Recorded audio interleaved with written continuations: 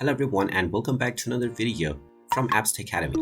In this video, I'm going to show you how to sign up for Walmart delivery. So let's get started right away. First of all, open up the Walmart application on your device. And once you open it up, if you haven't logged into your account already, go ahead and use your email address and your password or other credentials to log in.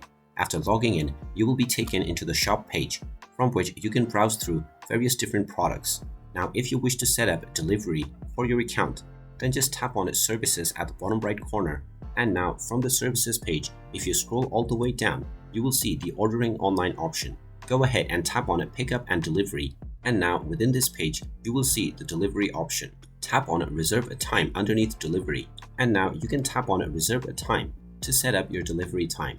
Tap on the Delivery from Store option within the Reserve a Time menu, and you will be asked to add your delivery address. Go ahead and tap on Add Address, and you will be allowed to add your address using your GPS data or manually add one right away.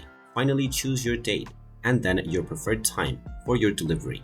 After choosing both of these, you can proceed forward with making your payment, and your delivery will be made to you on the specified time.